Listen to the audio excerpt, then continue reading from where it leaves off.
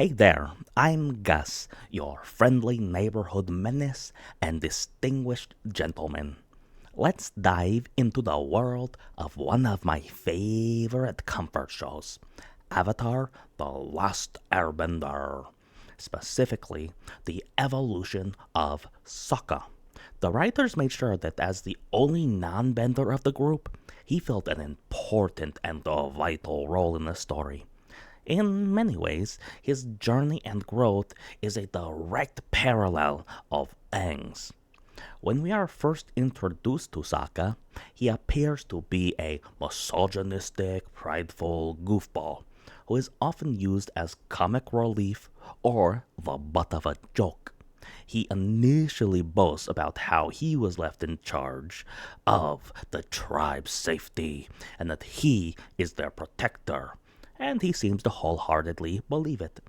This does come into question when it is revealed that he is only in charge of a group of children, seemingly playing pretend in his small community. When Sokka confronts Zuko and his crew, we quickly learn that he is surprisingly skilled in the Water Tribe fighting style and in using his trusty boomerang that just so happens to have a very similar attack style as Katara's Water Whip. And then Sokka reaches his next big milestone when the group makes a stop at the Earth Kingdom's Kyoshi Island, where his misogyny gets knocked out of him by his sister and the Kyoshi warriors, Suki in particular. We also see that he might not actually be a hard-headed brute as he engages in a haiku battle and falls head over heels for Suki. He later seeks to learn how to fight like the Kyoshi warriors, under the conditions that Sokka follow all of her instructions and dress in the traditional garb, which is lady clothes. Suki agrees to teach him their fighting style. Sokka is trained how to fight as a single unit, how to exploit his opponent's openings against them, and how to use the fan, the big metal fan they have, as a weapon.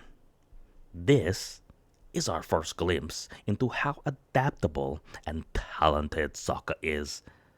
Given that in the brief period of time that they stayed on the island, he managed to become proficient in the Earth Kingdom fighting style, which is pretty impressive, honestly.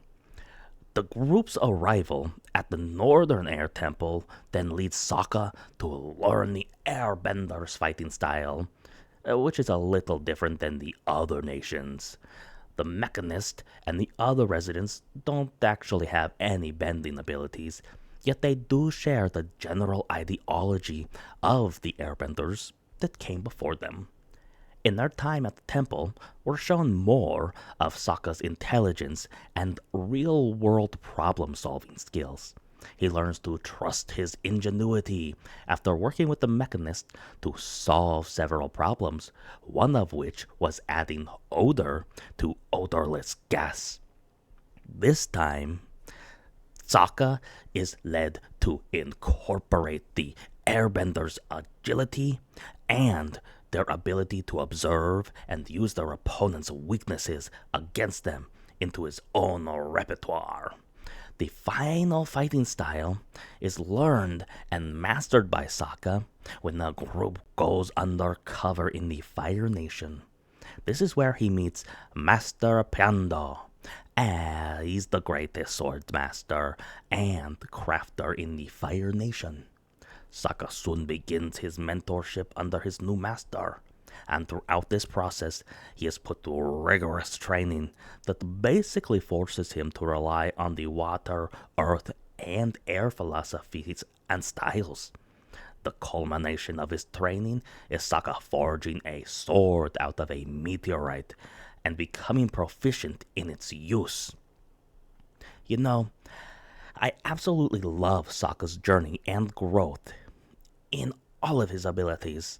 It really touches on what Uncle Iroh says when he's talking to Zuko And he says, understanding other nations will help you become whole. I do hope you enjoyed my brief analysis of Sokka's evolution throughout Avatar: The Last Airbender. Did I miss any major events? Did I skip over anything? Did I leave anything out? Do you have a favorite episode? Another topic you'd like me to cover? Then give me a like and comment down below. Maybe even subscribe to me just to follow along with all the goodness that is here. Okay, until next time. Bye-bye.